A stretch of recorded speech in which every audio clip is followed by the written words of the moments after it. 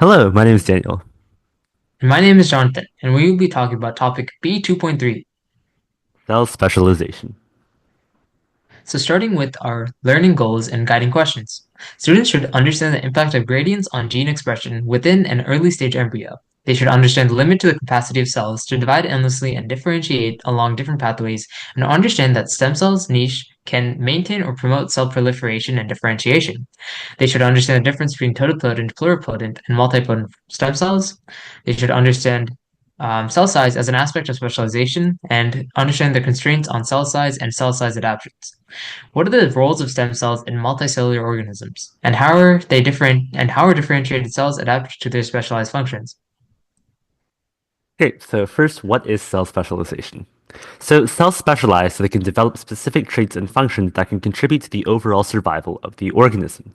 So for instance, red blood cells have special structures so they can effectively carry oxygen around the body, and plant root cells have a large surface area so they can absorb lots of water and nutrients from the soil. Also, stem cells are what all specialized cells originate as. They form early in an organism and differentiate into every type of cell that can exist in the adult organism. And you can see that on the chart to the right here. We have the stem cell at the top and all the different types it can be towards the bottom. Some remain unspecialized, however, so they can develop into specific cell types later on as the adult continues to grow. So, beginning with our first topic, cell reproduction and organism development. Cells have the ability to reproduce and replace damaged or dead cells. This causes growth in multicellular organisms. Multicellular organisms start as a single cell called a zygote, which is formed during fertilization and sexual reproduction. The two cells that fuse in fertilization are called gametes, each with one half the genetic material of a zygote. Zygotes soon rapidly divide and the cells differentiate or specialize. A human goes from a gamete to a zygote to an embryo to a fetus to an infant as cells divide. And this is shown in the figure to the right, where we have the zygote moving into a fetus and later developing into a child. And next, we want to talk about cell signaling and differentiation. This is how cells are able to differentiate and how they are able to become different cells. It is through cell signaling. So, what is cell signaling? It's the process by which information is transferred from the cell surface to the nucleus of another cell. This process controls gene expression and thus differentiation. Morphogens are signal molecules that regulate cell differentiation. Morphogens occur in concentration gradients in different regions of the early embryo, and the gradient determines what genes are expressed in what parts of the embryo, i.e., the concentration determines the regional development of the first cells into head and tail structures. So some morphogens found in humans include the sonic hedgehog protein at the top there, wonderful name, and retinoic acid over to the bottom. So now on to another organism, Drosophila. Drosophila is a genus of fruit fly, and in Drosophila, protein gradients determine where the anterior and posterior, or head and tail regions of the embryo will develop. So the signaling proteins involved in this gradient are proteins encoded by what is called bicoid mRNA. Thus, bicoid proteins are examples of morphogens in Drosophila. And you can see in the top picture here, we have different protein concentration gradients, and in the bottom picture, you can see the anterior and the posterior sides of the embryo. So Drosophila egg cells are surrounded by what are called nurse cells that contain egg polarity genes in their nucleus, which produce the ubiquitoid mRNA. The ubiquitoid mRNA molecules, once they're transcribed, are then deposited into the egg cell and they all accumulate at one end. Fertilization of the egg then triggers the translation of the ubiquitoid mRNA into proteins. The ubiquitoid proteins then diffuse throughout the egg to form the gradient that determines the body plan.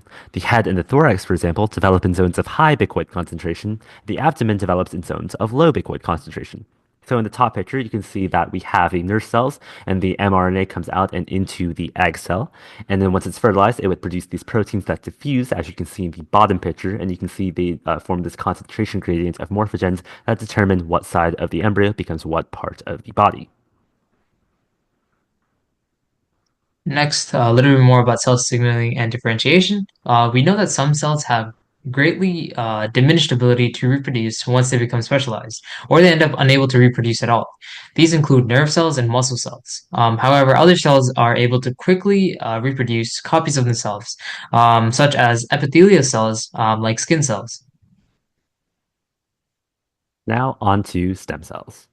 Stem cells are populations of cells within organisms that retain their ability to divide and differentiate into various different types of cells.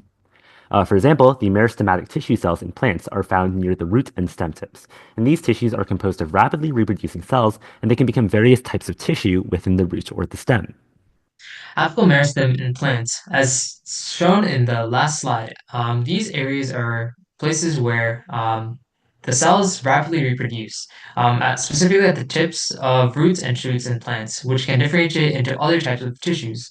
Farmers can take advantage of these cells, which when they take cuttings from these regions and use them to grow new whole plants. Okay, now let's talk about some stem cells' properties and niches. So first, the properties. First, when stem cells divide to differentiate, they can also produce some daughter cells that remain as undifferentiated stem cells. This allows for the continual production of both specialized cells and stem cells in a process called self-renewal. You can see that in the diagram to the right. Secondly, stem cells can recreate functional tissues by differentiating when cell signaling causes certain genes to become expressed. A little more details on stem cell properties and niches. Stem cell niches are certain locations where stem cells are present in high numbers due to regular divisions, but the stem cells here also show differentiation. Examples include hair follicles and bone marrow. In hair follicles in the skin, epithelial cells are found at the bottom of the follicle. These stem cells help induce hair growth, skin hair regeneration, and oil gland formation.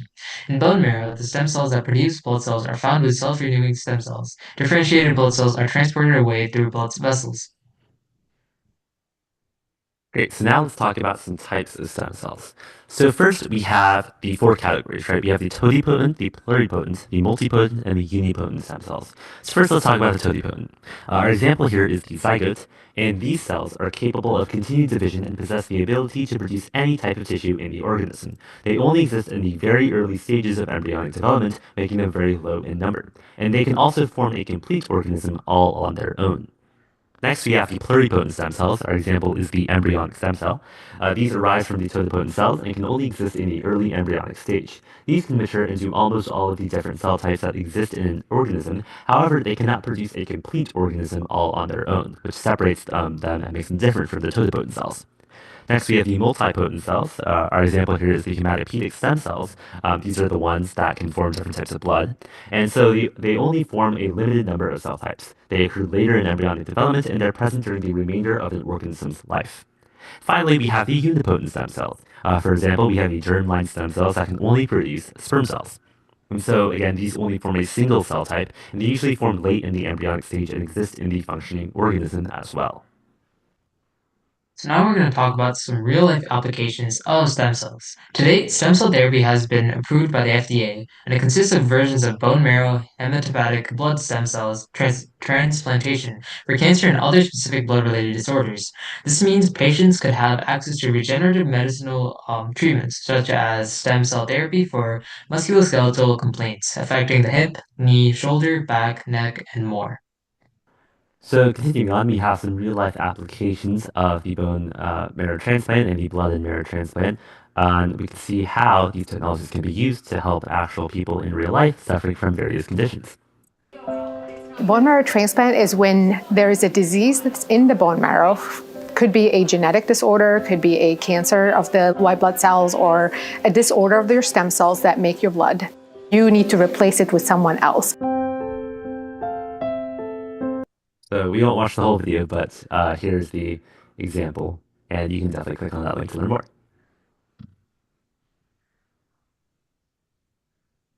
Now on to cell size and specialization. So the function of the cell determines how large the cell will be.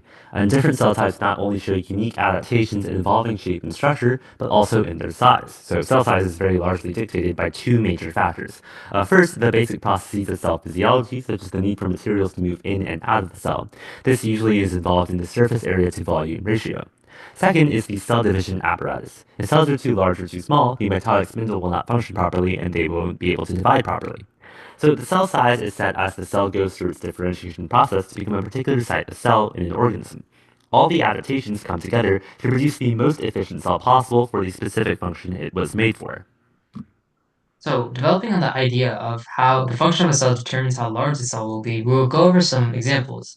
These include, or some of these examples that we'll be talking about in this slide is gametes and neurons. Starting with gametes, the male and female gametes in humans, the egg and sperm cells have a zygote form a zygote during fertilization. The sperm cells are relatively small because they only carry out the function of transporting genetic material so that a viable zygote can be formed.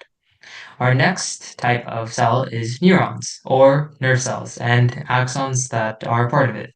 The distinct types of neuron exhibit adaptations for specialized roles. Motor neurons carry impulses from the brain or spinal cord that allow muscles to respond appropriately to stimuli. This nerve cell type has a long fiber called axons that can carry impulses up and down the body over long distances. This allows efficient and rapid transmission of nerve impulses from the brain and spinal cord to muscles in the limbs to produce movement. Great, so now let's talk about blood cells. Red blood cells specifically carry oxygen through the organism and have several important adaptations. So they contain hemoglobin that can combine with and release oxygen. They also have biconcave disc shapes that allow for more surface area for oxygen absorption. They also lack mitochondria and a nucleus to have more volume to absorb oxygen, and they're flexible and their size is limited because they can do that to move through narrow blood capillaries.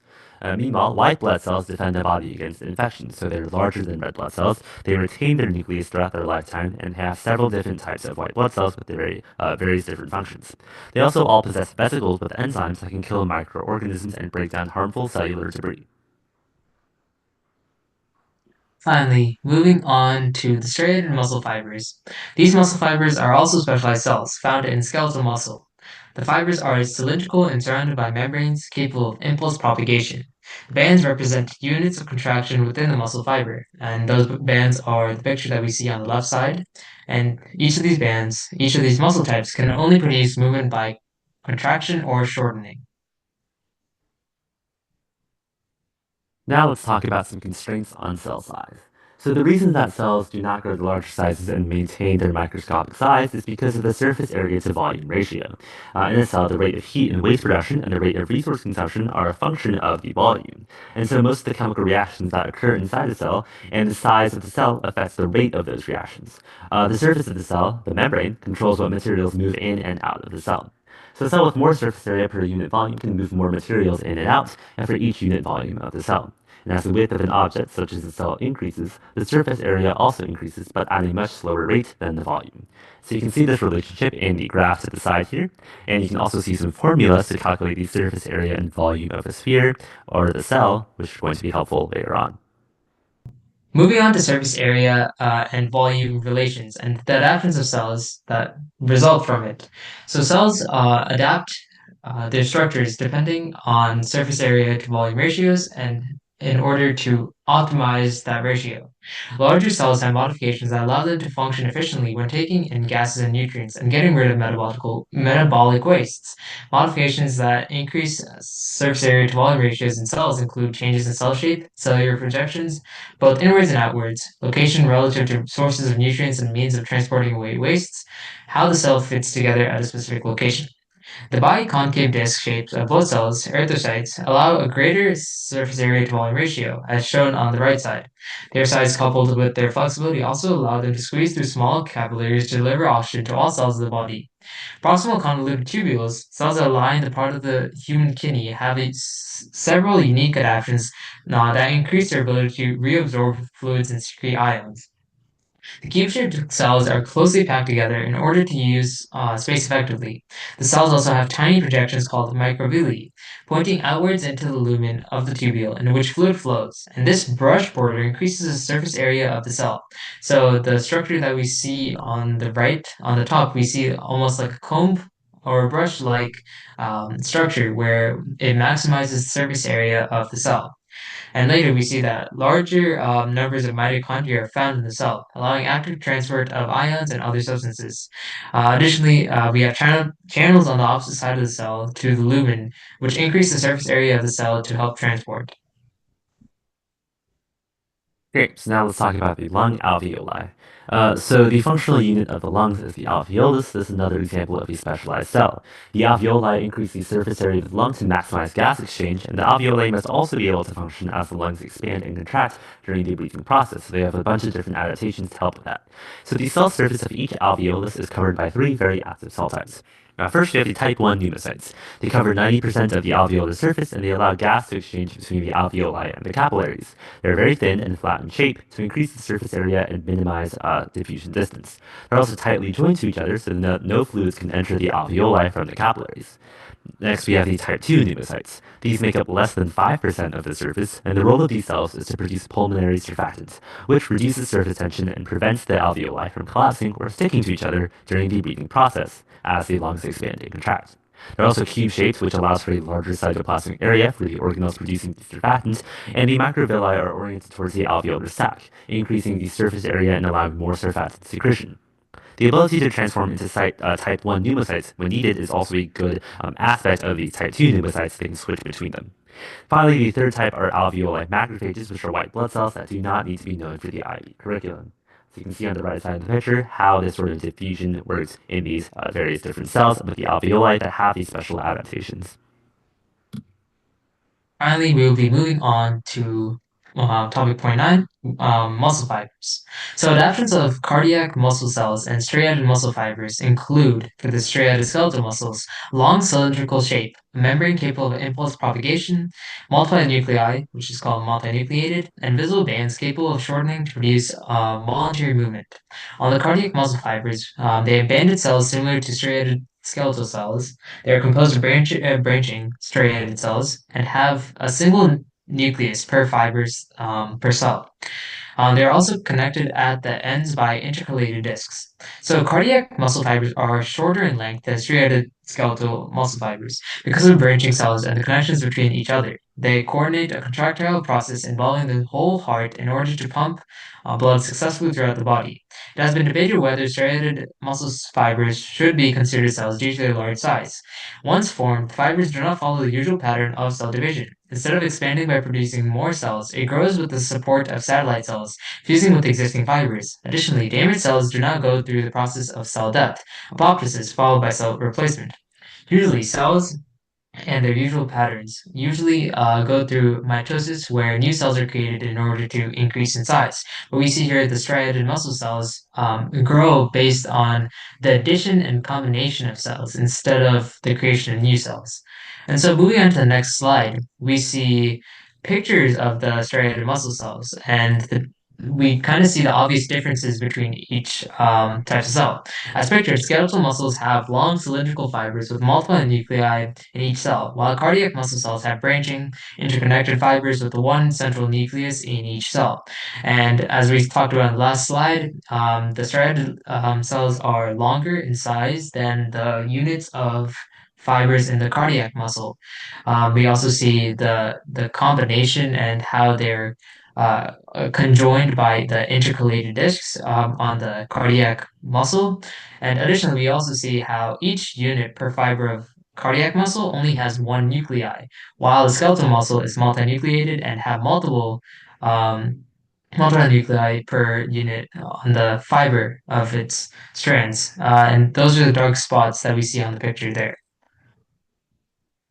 Great, so finally we'll talk about the sperm and egg cells, the last type of specialized cells we talked about in the IB curriculum.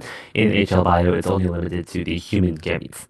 So sperm and egg cells are specialized cells known as gametes that carry genetic information from the mother and the father.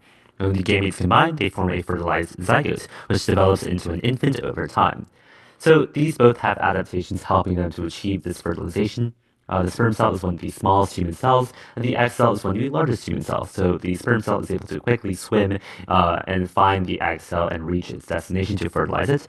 The sperm cell is also possessing of a flagellum, which is this thing at the end which helps it to move around, and also the mitochondria is located near the flagellum to supply energy for this movement. Meanwhile, the egg cell does not have any flagellum and it doesn't move around, so the sperm cell can quickly swim into the egg to fertilize it. The sperm cell also has a head and tail region, so it's streamlined for speed and efficiency while it swims, and the egg cell, since it's staying still, does not have these structures. Next, the sperm cell also has very few cytoplasmic organelles, such as endoplasmic reticulum, the Golgi apparatus, or ribosomes, and the egg cell has most cytoplasmic organelles and specialized storage structures for the initial embryonic development. So this really helps the egg cell to develop into this fully grown infant over time once it has been fertilized. Next, we have the sperm cell that is continually produced in vast numbers throughout the life of a male, but the egg cell in the egg cell, all the early gamete-forming cells are present before birth. So we don't have any new egg-forming cells produced after birth. Next, for the sperm cell, we have the head with the specialized secretory vesicle called the acrosomal vesicle. So this is a vesicle with a bunch of enzymes that helps the sperm to penetrate the egg's outer coat and membrane. And the egg cell has special secretory vesicles just under its plasma membrane that releases its contents after one sperm penetrates the egg. And so this helps to prevent other sperm from entering, ensuring that this fertilization happens properly and we don't end up with any genetic defects in our zygote. Next, we have both the sperm cell and the egg cell with a haploid nucleus, so they can combine to form a proper zygote. So here are the parts of the sperm and egg cells. As pictured, they have the different structures that help them to carry out fertilization. For example, the human egg has that membrane and the nucleus with the genetic information, and the human sperm has that flagellum that helps it to move around, and the acrosome, which helps to enter the egg. So, finally, we will be reviewing the information that we have discussed. You will be given a series of questions and try answering them to the best of your abilities. Pause the video after a question has been read and try to answer the question. After answering, play the video to check the answer. Feel free to go back to a certain slide of the PowerPoint to aid you in answering the question or for further explanation. Starting with question 1. The very first embryonic cell would be which of the following kind of stem cells? A. Multipotent, B. Totipotent, C. Differentiated, D. Pluripotent. You may pause the video here. The answer is B, totipotent. These cells have the capability of continued division, and they only exist in the very early stages of embryonic development, so they're the first embryonic cells. That was on slide 13. Question 2. Which of the following cells lacks a nucleus in its differentiated stage? A. Neuron, B. Gamete, C. Muscle cell, D. Red blood cell. You may pause the video here. The answer is D, the red blood cell, and red blood cells lack mitochondria and nuclei to maximize volume for oxygen absorption. That was on slide 17. Question 3. What normally happens to a spherically shaped cell as it grows larger? A. Surface area to volume ratio stays the same. B. Surface area to volume ratio decreases. C. Surface area to volume ratio increases. And D. Its ability to bring in adequate nutrients increases. You may pause the video here. The answer is B. Surface area to volume ratio decreases. As the radius of a cell increases, the volume will increase at a faster rate than the surface area, resulting in smaller surface area to volume ratio. Refer back to slide 19 with the formulas on it. You see that the cubic formula of the volume grows at a faster rate than the surface area, which is a quadratic function. Moving on to question 4. Stem cell niches are A. A type of specialized cell that only forms muscle tissue. B. Places stem cells are present in high numbers. C. Cells that only divide a limited number of times before dying. D. Mature cells that have lost the ability to differentiate into other cell types. You may pause the video here. So the answer is B. These replaces stem cells are present in high numbers. That was on slide 12. Okay, moving on to question 5. What purpose does a zygote have within an organism? A. To directly produce fully developed organs without cell division. B. To function as a permanent structural cell in the body. C. To be the cell from which multicellular organisms originate from. D. To provide energy for adult cells by acting as a nutrient source. You may pause the video here. The answer is C, to be the cell from which multicellular organisms originate from. That's the purpose of the zygote. That was on slide 4. Okay, moving on to question 6. Calculate the surface area to volume ratio of the sphere with radius 3. A. 1. B. 36 pi. C. 12 pi. D. 16/27. You may pause the video here. The answer is A. 1. The surface area and volume formulas can be divided and simplified to the simple expression 3 divided by r. Since r is equal to 3, the ratio is 1. Refer to slide 20 for the formulas. Okay, moving on, we have question 7. What adaptation of the cell does not serve to increase the surface area to volume ratio? A. Microvilli. B. Biconcave structures. C. Axons. D. Type 1 pneumocytes. You may pause the video here. The answer is C, axons. Axons are long fibers that can carry these impulses up and down the body over long distances in these neurons to help control various functions of the body. That was in slide 16. Okay, moving on to question 8. What type of cells would include an acrosome as a necessity to perform its main function? A. Sperm. B. Egg. C. Cardiac muscle. And D. Red blood cell. You may pause the video here. The answer is A, the sperm, which had that acrosome with the enzymes to help it enter the egg and fertilize it. That was in slide 26. Okay. Question 9. Which type of gradient is most important in initiation gene expression in early embryo development? A. Nutrient. B. Oxygen. C. Morphogen. And D. Niche. You may pause the video here. So the answer is C, the morphogen. And remember, these are the molecules that have these gradients, these concentration gradients in different regions that help determine the body plan of the embryo based on their concentrations. That was in slide 5. Finally, we have question 10. Which of the following would not be considered a specialized feature of a differentiated cell? A. Single nucleus. B. Axon. C. Many nuclei. And D. Presence of a hemoglobin. You may pause the video here. So the answer is A, the single nucleus, because remember the single nucleus is a trait that almost all cells have, differentiated or not. Meanwhile, something like the many nuclei, only muscle cells which are specialized would have these. That was on slides 16, 17, and 18. Thank you for watching. Thank you for watching.